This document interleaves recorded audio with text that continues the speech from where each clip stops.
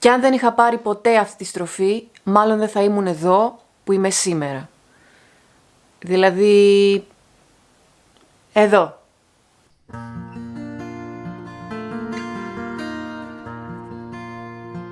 Μία από τους πιο σημαντικούς επισκέπτες της προηγούμενης έκθεσης ήταν η Ευελίνα Παπούλια, η οποία ήταν άλλωστε και ένα από τα πορτρέτα που είχα ζωγραφίσει. Εντυπωσιάστηκε τόσο πολύ από την τέχνη μου που θέλησε να με συστήσει σε ένα φίλο της γκαλερίστα. Μεγάλη τιμή. Και ουσιαστικά σε εκείνη οφείλω αυτό το μάθημα που έμελε να γίνει το πιο σημαντικό της καλλιτεχνικής μου διαδρομής. Σε εκείνη τη φάση είχα αρχίσει να ενδιαφέρομαι πιο πολύ για πιο δύσκολα πρόσωπα, πιο άπιαστα πορτρέτα. Ήθελα λοιπόν να ετοιμάσω μία έκθεση με πρόσωπα αστέγων, αποτυπώνοντας τις εκφράσεις φόβου, απογοήτευσης, μοναξιάς, κυρίως εμπνευσμένη από τις φωτογραφίες του Λι Τζέφρις, ο οποίος φωτογράφιζε κυρίως τέτοια πρόσωπα.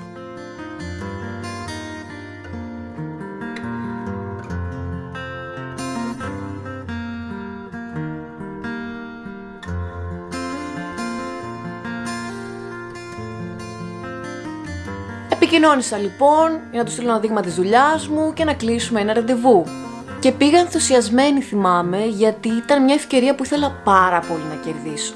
Αλλά το πρώτο πράγμα που μου είπε όταν έφτασα εκεί ήταν ότι δεν ενδιαφέρεται να εκθέσει τη δουλειά μου. Μετά με ρώτησε τι άλλο ζωγραφίζω και του είπα ότι ζωγραφίζω κυρίως πορτρέτα, γιατί θεωρώ ότι είναι πολύ δύσκολο να αποτυπώσεις τις σκέψεις και τα συναισθήματα ενός προσώπου.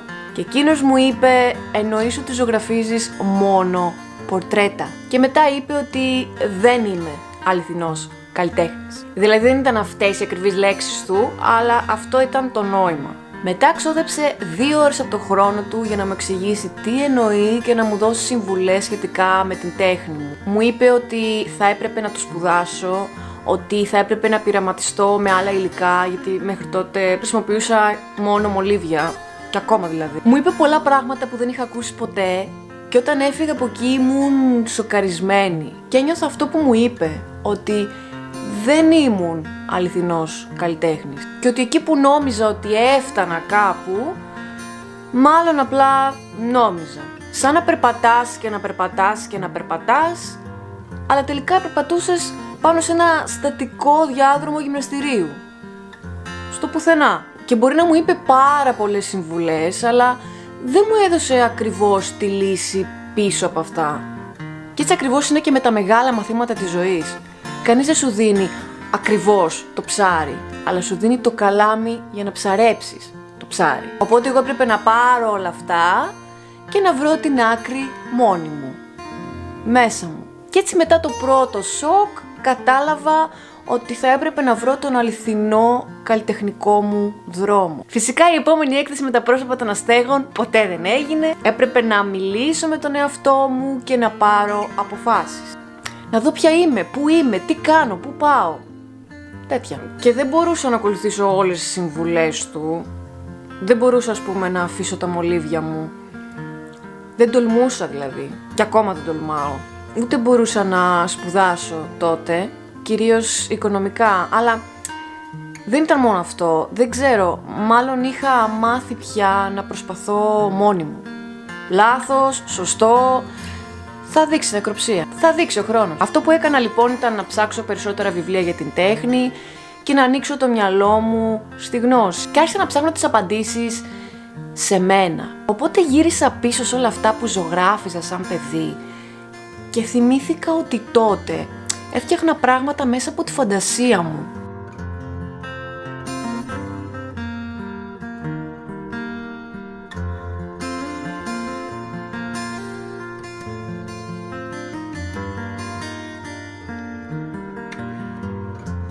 Και συνειδητοποίησα ότι αυτό το κομμάτι μέσα μου είχε φύγει. Και έτσι κατάλαβα ότι αυτός ήταν ο δρόμος που έπρεπε να πάρω. Έπρεπε να σταματήσω να φτιάχνω πορτρέτα και πράγματα που απλώς βλέπω και θα έπρεπε να αρχίσω να φτιάχνω ξανά εικόνες από το μυαλό μου. Θα έπρεπε να αρχίσω να εκφράζω εμένα ξανά. Οπότε αυτό ήταν το πρώτο βήμα. Η αντίληψη της διαδρομής. Το δεύτερο βήμα ήταν να κάνω αυτή τη διαδρομή. Και αυτό ήταν πολύ δύσκολο. Και ίσως ήταν πιο δύσκολο για μένα επειδή γράφω πολύ και έχω μάθει να εκφράζομαι κυρίως με λέξεις. Οπότε ήταν πάρα πολύ δύσκολο να αρχίσω να σκέφτομαι σε εικόνες. Μου πήρε τόσο καιρό που άρχισα να απογοητεύομαι και να σκέφτομαι ότι αυτό ήταν. Δεν το έχω. Δεν θα κάνω ποτέ αυτό το βήμα. Μέχρι που μια ιδέα επιτέλους ήρθε. Είδα τη φωτογραφία μιας σκάλας και αμέσως σκέφτηκα ένα ρολόι πάνω της. Αμέσως ένιωσα το χρόνο να σταματάει εκεί.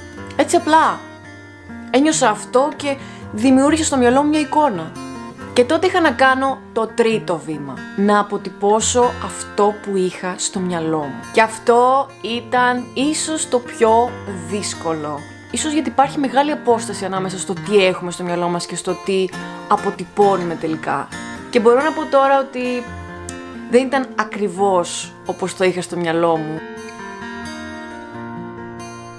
Το ρολόι που ήθελα να αποτυπώσω πάνω του δεν είναι τόσο εμφανές και οι ρογμές δεν είναι τόσο ρεαλιστικές όσο θα ήθελα. Για να μην πω για τον ατελείωτο χρόνο που μου πήρε μέχρι να γίνει.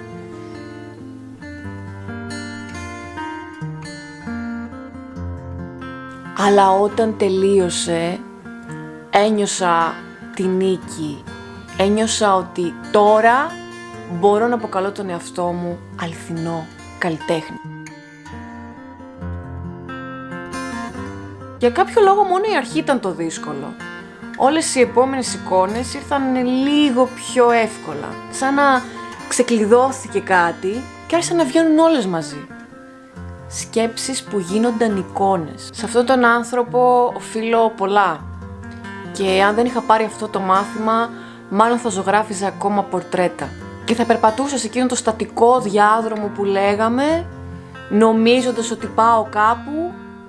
Αυτό που ήθελα να πω μέσα από αυτό είναι ότι βλέπω πολύ τέχνη και βλέπω κυρίως τέχνη που μιμείται την τέχνη.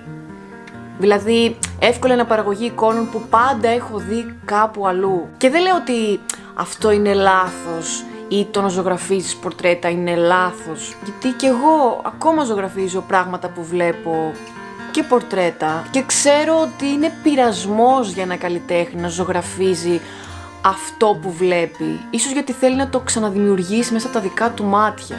Και ξέρω ότι δεν είναι σημαντικό μόνο το τι ζωγραφίζεις, αλλά και ο τρόπος που το αποτυπώνεις. Μπορεί να έχεις ένα πορτρέτο ζωγραφισμένο από 100 διαφορετικούς καλλιτέχνες και να είναι 100 διαφορετικά πρόσωπα. Γιατί θα είναι ζωγραφισμένο από 100 διαφορετικά ζευγάρια μάτια. Οπότε δεν λέω ότι το να ζωγραφίζεις αυτό που βλέπεις είναι λάθος. Αυτή η εποχή είναι μια πολύ σημαντική διαδικασία μάθησης. Γιατί όσο πιο πολύ ζωγραφίζεις, τόσο καλύτερος γίνεσαι. Απλώς λέω ότι αυτή η εποχή πρέπει κάπου να τελειώσει και να αρχίσεις να εκφράζεις κάποια στιγμή την ψυχή σου. Να εκφράζεις τους φόβους σου, τις επιθυμίες σου, τις αναμνήσεις σου, τα όνειρά σου, τους έρωτές σου, κυρίως αυτούς, και τους τραυματισμένους σου έρωτες, ειδικά αυτούς. Και ψάξε τον αληθινό καλλιτέχνη μέσα σου, ξαναβρίσκοντας το παιδί μέσα σου. Και άνοιξε ένα παράθυρο στην ψυχή σου. Αυτό θα σε κάνει πιο αληθινό καλλιτέχνη.